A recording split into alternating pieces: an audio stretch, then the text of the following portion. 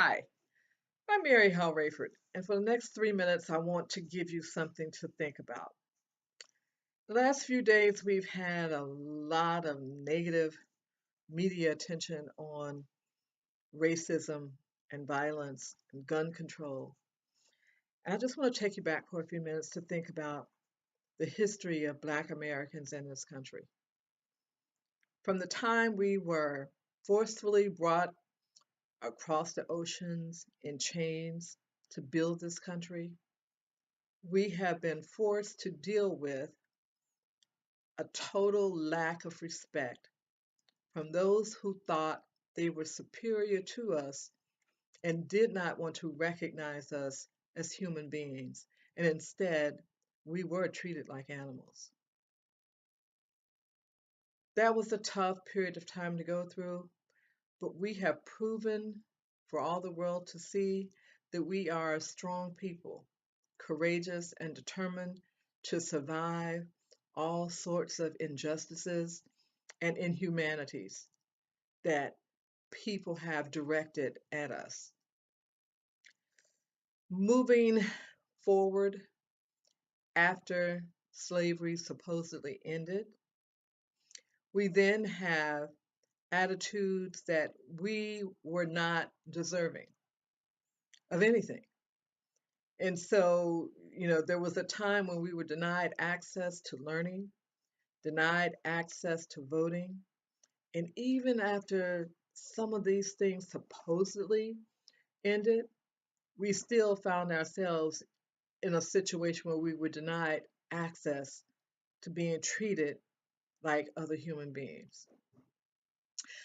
I want to point out that all lives matter to begin with, and Black lives matter in the context that if we don't start looking at each other as human beings, we will never see an end to the hatred and the bigotry and the violence that pervades our country right now. When Emmett Till, as a teenager, was thought to have looked at a white woman, he lost his life. He was beaten unmercifully and killed simply because he looked. Now, realistically, if we have eyes to see, we should be able to look anywhere we want to without anyone being concerned about the object or the target of where we are looking, not touching, not damaging. And so that story, all of itself, has some issues. But what about the children who are losing their lives to Black on Black violence? And that's not to even mention all the people who have died at the hands of police officers or the wannabe cops who thought they had a right to shoot and kill unarmed people. Yes, I'm angry and I'm saddened at the same time because, you see, I have a grandson that I'd like to see have an opportunity to grow up, get married, have a family, and I'd like to be around to see his children. But until we stop the hatred and Black men are targeted unjustly simply because of the color of their skin, that may not happen. And since I plan to be around for at least another 30 years, I'd like an opportunity to not only see my great grandchildren, but for other people to see their great grandchildren. To be perfectly honest, the kids his age don't see color. They see people and they enjoy people. I remember once a long time ago hearing in a Sunday school class that if we got rid of everybody over the age of 21, we'd end racism. I'm almost inclined to believe that. And that is not promoting total genocide of anyone over 21. I'm simply saying we need to change our attitudes. We need to take a good look in the mirror and be willing to see deep down within where our hearts come from and what it is we really want to see in this country. How can we have peace when there's so much hatred? How can we have harmony when there are so many people who are promoting fear? Fear and hatred will only stir the waters of dissension and bigotry. Love is the only way will ever be able to turn the tides against violence and hatred that we see in our society today. This is a tough subject that many don't want to hear. White people, black people, brown people, red people, yellow people, it should not matter the color of our skin. Going back to something Dr. King once said, we should be looking at the content of the character of the people, not the color of their skin. Their religious beliefs should have nothing whatsoever to do with us, unless, of course, it puts us in a situation where we can be harmed. If we are preaching and promoting the gospel of Jesus Christ, there should be no reason for anyone to want to harm another person. I don't understand. I don't understand how a person can look at another person and hate them simply because they either look different or think differently.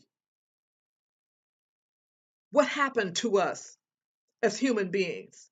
What's going to happen to this world if we don't stop with all the hatred and the violence and the bigotry? I had an answer for that once when I was living on another street in Detroit. And because when people got on my nerves and they started fights and stupidity, I would wake people up in the neighborhood and preach to them. And I began to be known as the crazy lady on Park Road. And that's fine because I'm pretty proud of that labeling. Then when I was at Osborne High School on the third floor trying to keep kids out of trouble, um, pushing them into classrooms and they didn't really appreciate it, trying to teach them something about respecting self, I became known as the crazy lady on the third floor. I have no problem with that label either. If it takes being called crazy to promote peace and harmony, then call me crazy. I have no problem with that.